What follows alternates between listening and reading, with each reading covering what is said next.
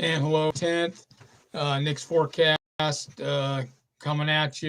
And another nice day in the Midwest, nice and sunny, 50 degrees. All the snow's melted, thank God. Anyways, so I want to talk to you today about just some different issues. Uh, there's a big company in New York, in the tri-state area up there. New York, around the New York area, a lot of the big counties, New York City, New York County, Westchester County, all these areas, and some other states right there. I think Connecticut, Rhode Island, something like that. It's called a Houlihan list or something. And, let's see here. Let's see what's up at all.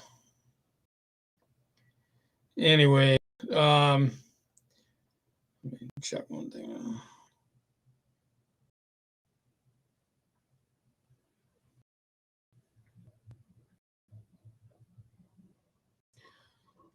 Okay, so anyways, so the Houlihan lists, they're a big company in New York. They've been around for like 100 years or whatever, a long time.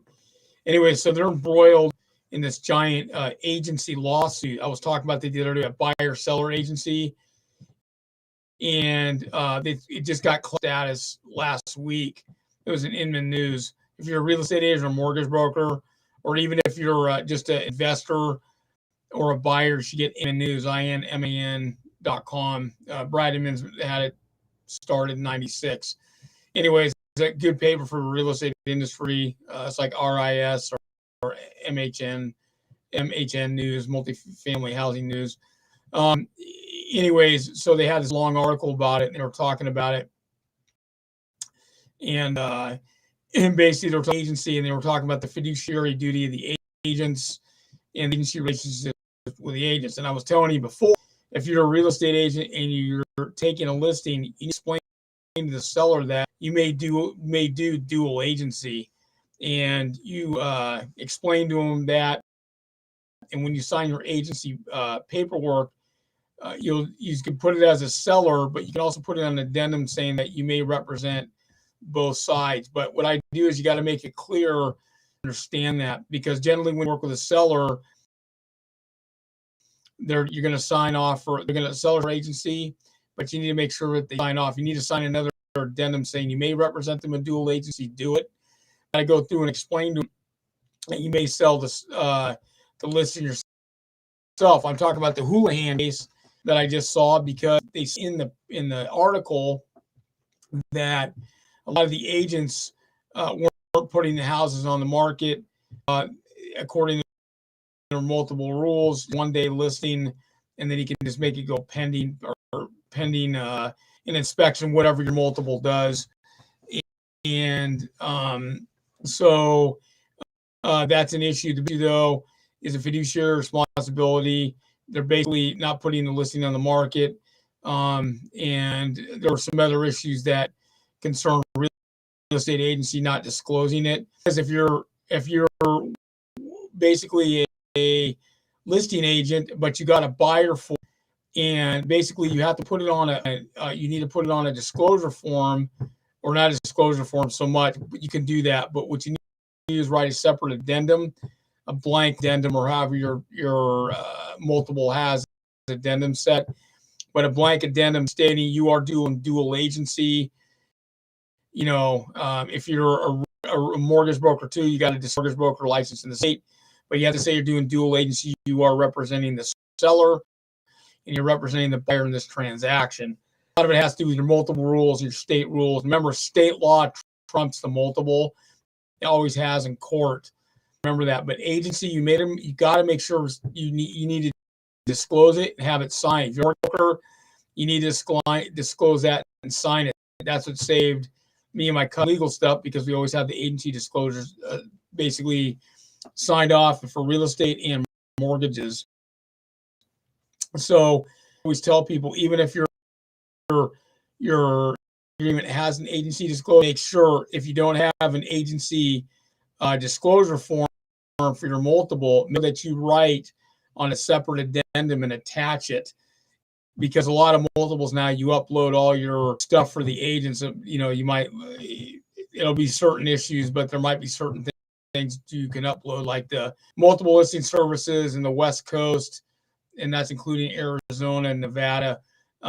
Basically, the multiples down there, you can upload a bunch of paperwork that's necessary that needs to be uploaded, and it could be there's different agency disclosures, like they'll have to sign off on doing it or to go over basically the ins and outs of the house, and they don't have to say much as a seller, but they have to disclose it in the Northwest Multiple Listing Form. That's Puget Sound, Washington, because it basically covers the state. They have this called a Form 17, and it's a disclosure. And also, too, they have them in Oregon, California. Every state in the country has them, even the plebiscites. And Alaska, Hawaii, and like I said, Puerto Rico or Virgin Islands or Saipan. Every multiple agency has some type of form, which is usually 4, 5, 6, 7, 8 pages, full of stuff that the seller has to disclose about the property. They don't have to disclose everything. They only have to disclose what's on that form. And basically, some states have laws on it. Some multiples just take it on their own accord and do it. So that's just kind of one of those things where you need that stuff. A lot of stuff will be disclosed. But back to the agency thing, and that's an important thing, because that came up as an issue, I guess, in the lawsuit a little bit, but it was more agency than anything else. So the agency is your responsibility to the buyer or to the seller. The thing is, a lot of sellers and buyers are basically got on. That's why it's going class action by the judge last week. So this is going to be looked at. Now it's a federal case, so that sets precedence in the Northeast. Who knows what's going to happen? It's been in court for a while. This real estate company has been around for a while, and so who knows where the chips are going to fall in it. But as an agency disclosure, if you're a real estate agent, you're taking a listing, make sure your sellers know that you may sell the property yourself. As an agent, I always try to sell the property myself, and I did probably 50% plus of my properties myself, because I was a broker too, and I had buyers down the street and around the block. And so to my cousin, this is one edge that I had, and why a lot of agents, as soon as they got a listing, they send it to us first a lot of times, and they put it in the multiple and let us know, because we're buyers than anybody else, because we're mortgage brokers. And these are the good agents that have been around. Now, I'm not saying the other agents are bad or anything, but I'm talking agents who did a lot of deals, agents that were doing 120 deals a year, 10 deals plus a month. And we had some agents, we might sell 2 of their month. And we carried a lot more listings than they did, but they had stuff. So this is something that you need to make sure that it's disclosed. And if you have to write a separate addendum for, do it now. I'm going to put this out. Check with designated broker of your office, or the broker owner, or the designated office of your mortgage broker. Make sure you check with or whoever the debt broker for your office is, to see what the multiple rules are. If you have to call them up, look online, check it out, make sure that make sure you know that form has to be disclosed. It's kind of like when you're taking a listing agreement, and even when you're purchase and sale, you got to make sure that you have the basically the title line there, and basically it's usually like a 1 sentence, 2 sentences long, and it basically just talks about whatever the title, the add, the meets, the bounds, whatever is going to be part of that. And every in the United States is completely different on that, but it's pretty similar. But you just going to make sure it's disclosed. Usually, I usually pull the preliminary title, so you have that title. Always added that to the listing agreement. I all know this because you do that, but there are a lot of cherry agents out there that don't do this and don't know this, and they open up a lot of legal trouble. So you get that from you can download that from your multiple if they have that, or get it from your title company, and just make sure they sign off on it with the agency agreement. Those 2 things are very important when you're doing it. It's like putting the commission scale thing in there. You got to make sure it's in there too. But so that's a thing. Now, another thing I was watching, Grant Cardone had this thing. I didn't catch it last week. I didn't watch the new one he had a couple days ago. That was about his 10X, which is totally rad. The 10X Rule book, go get it. All Robert Cialdini books, go get it. But the 10X Rule book, go get it. Joe Policy's book, go get it. A marketing great book. Anyways, so he talked about over a week ago, he on his Monday broadcast, He was talking about zero down. Now I've gone over this a bunch of times so far, and I'll keep going over it because zero down. He was just talking more apartment buildings in some residential, like I talked about. Doing a fourplex is easy to finance because you can actually get those zero down, and a lot of the closing costs you can get right into the loan. You can get 3%. You used to be able to get 6%. It's not that way anymore, but you can get at least 3% closing costs. You always have to put some money out when you do it. Do a promissory note when you're doing a purchase and sale, because a promissory note's due at sale. So you might be able to get away with when you're buying a triplex or fourplex or duplex. It's like buying a house. The same type of finance, putting a low amount down. If you're in an area that doesn't require it as much, kind of the way it is. Sorry, I had to readjust my little Logitech thing here. Anyways, so you might be able to go low amount. Commercial is going to be a whole different ballgame, and that's going to vary depending on price and what they want. They might want 1%, 2%, 3% down or whatever as an earnest money deposit. So on the commercial loan game is different than buying the residential, but there are some things you can do. On the residential, you can buy zero down with an 80-20 loan. There are lenders that will do it. You may need assets, but you can do it. Okay. Also, too, you can buy it on a real estate contract or land contract. A real estate land contract are pretty much the same thing, and it just depends, and there are variations in that. And that's still 100%. You may have to put money for some type down, especially if they have to pay the realtor out, kind of thing. And they may require some fees, but you still can work it. If you're doing a lease option, that's another way to do it, and that just depends on the seller as far as doing that, paying the brought it, the listing agent, and there's variables on that too, and that can be done a lot of different ways as far as setting that up, and that just has to do with the paperwork in each multiple and what the state are. So you have to check with a real estate attorney. Go check. Your real estate agent should know it. If they don't, like most of them don't, then go with their designated broker or some experienced agent in their office that knows what they're doing. So and also too on that note too, Cardone brought up basically a seller carryback. And I've talked a lot about this, and a seller carryback. There's ways you can work this angle. Now commercial is different than residential. And residential right now you can still get. There are funders out there now that go as low as 500 FICO score, and you can still get an 80-20 carryback. There are funders in certain states that are doing this. You can get to it. Closing costs get 3%. Like I said, you can't get 6%. Some you can get 4% closing costs because this is a subprime loan, or what they call NonPrime. Depending on how it's the same thing. It's just a change in wording. It says sub. They use NonPrime. But anyways, you can totally work this angle. This is the angle that you work.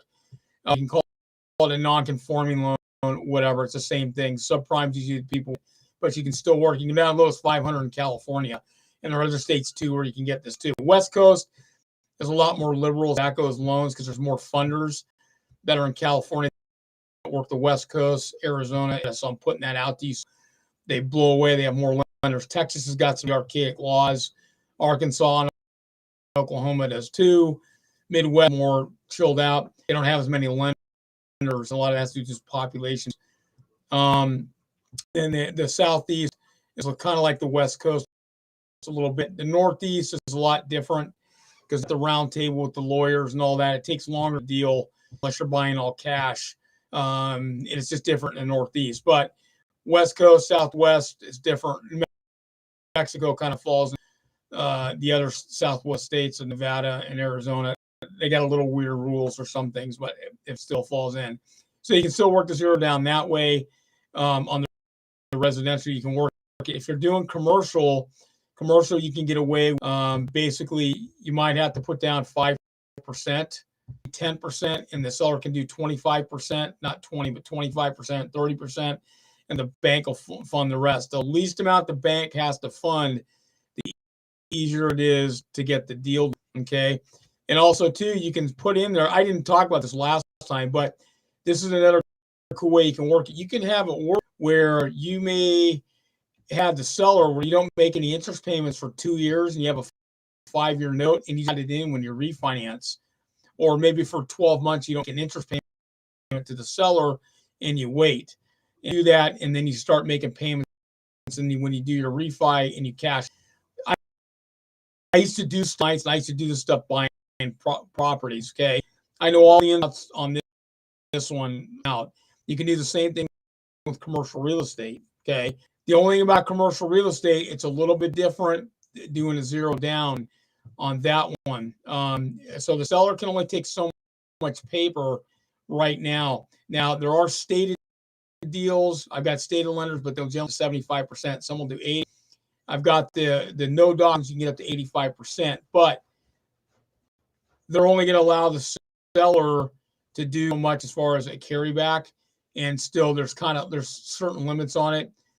A long time back, you still get 100% financing for commercial loans in the 90s, and then that kind of went away, and you can get 5%, and you can get 10% before it kind of disappears. So there are ways you could work it where you could get it 5%.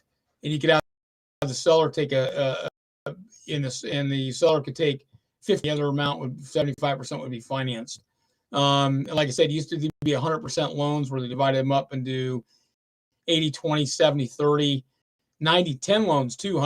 100% these days commercial. So if I was buying a $5 million building, I could get a 90-10 on it. 90% finance at, let's say, 6.5%, and the other, I'm just making this up, and the other 10% was financed at 12%. Anyways, and your credit score only had to be about 640, 650. So right now with the non-prime, you can really work it in residential. Now, if you're not going to find the carrybacks, not going to happen. If you go further out, like I said, if you go further outside of a metropolitan area and you go further out towards the suburbs or country area, you're going to have a higher chance of, and you can work it. But Cardell was talking about this one deal that this is like when he talked it. I haven't seen the one for Monday. He was talking about the Tenx Rule, which someday I'll go over in more detail because it's the deal. Anyway, we were talking about doing it and doing a carryback and how to finance it. So there were some areas that he didn't really know on there, and Cardell knows a lot, but there's some areas just weren't correct, and there's certain things you can and can't do. But the guy in an apartment building for, I think it was $2.5 million or something like that, $3 million, whatever. But he worked a pretty good. He got some investors to help him out, did some things, worked it out, and he had to put up some money of his own, but it was still pretty much a zero down loan because he didn't have to put that much out. In commercial, this is the big difference between commercial and residential. You may have to put some money out. You have to pay your closing costs. Now, there are some commercial deals where they'll still allow the seller to take 1 or 2%, but don't count on it. Most of the time, you're going to have to pay your own costs. So that's one thing you're going to have money. Even residential, you can almost get away with nothing. You put down a promissory note for $1,000. The only thing you have to come in with in the escrow $100 if you can get away with it. Like the area I'm at was back on the West Coast in the 90s and 80s, where you could put down $500 to $1,000 earnest money, and that was it. Or put a promissory note down and pay the $500,000 that closing, and that's all you had to come in with, and that was it. Or put down $500, and you can get away with that and do a zero down financing. So you can work it. There's ways that you can do it, and like I said before, the detail more and more I go. I had another video. If you go back to my video, talk more about it. I got some detail about it. So the zero down, there's a lot of caveats. There's a lot of things you can do to work it. A lot of it has to do with the seller, unless it's 100% financing from a funder. In other words, your mortgage broker wanted to talk to XYZ. Now, back in the day, Mutual on their secondary before they went out of business, got bought by Chase. Because Washington secondary market, they bought this company called Long Beach Mortgage. You never hear about this unless mortgage broker, and they bought it and they went out of business a long time ago. But they used to do Long Beach Mortgage before they sold out. Used to have some really cool stuff. Okay, I mean, they had stuff you could do that was just mind blowing. You used to be able to get away with, and then they got bought out. Washington Mutual changed it, but Washington Mutual did do some pretty cool 100% stuff on their secondary arm, which was off. It was called All A, and the scores are a lot lower. And this is before they went out of business and stuff. But they did have some stuff. Some of the other banks, a lot of the other banks won't do anything. Banks that buy a lot of paper on the secondary market, and they buy a lot of the subprime stuff because it's big, juicier, and it's better interest rate. But the interest rates are still low now. When they start raising the rates again, it'll be good. So, there's a lot of angles. There's a lot of ways you can work the zero and stuff. I'd say go to Grant Cardone's, watch the videos from 9 days ago, and then watch his current video from Monday about the 10X stuff. Because I'm a big supporter, because they knew what they're doing. And so there's a lot of people that talk about zero down out there right now. There's a lot of videos I've seen, people selling their product on Where, which is cool. I'm all for it. It's just a lot of them don't know what they're talking about doing zero down. And a lot of them talking about the seller or doing a real estate contract and this and that and blah, blah, blah, blah, blah. But the thing, you'll find it, you're not going to find many of them, especially if you're in an area that's moving really fast or hard to find. So that's just kind of one of those things. Or buying an option, which lease options, I'd say if you don't need to buy a lease option, don't do it, because you don't. If you do carry back, or the bank finances, the bank's in first position. If you default, the seller gets knocked out of there because the bank gets primary position. So you always got to factor that in when you're doing a deal. But the thing is, I never had anybody go into foreclosure on basic seller carrybacks. I had a few. Everything hit in 2008. I had zero down loans that wanted to default, but it wasn't too many. I was kind of shocked. It was pretty few, actually. A lot of them just get able to refinance down the road. And the thing is, if you buy a zero down loan and you get one, try to get one without a penalty. If you can work it, one without the prepayment penalty. But sometimes the 1 or 2 year prepayment, because you get a better rate. So you have to factor that in so the market can do anything it wants. Now, it's like different if you're getting like a 3, 5, or 7-1 arm, but you're buying it and you have to put money purchasing, blah, blah, blah, blah, blah. And those are for houses, and sometimes those are a good deal and you can work it. And especially people have been working those for a while.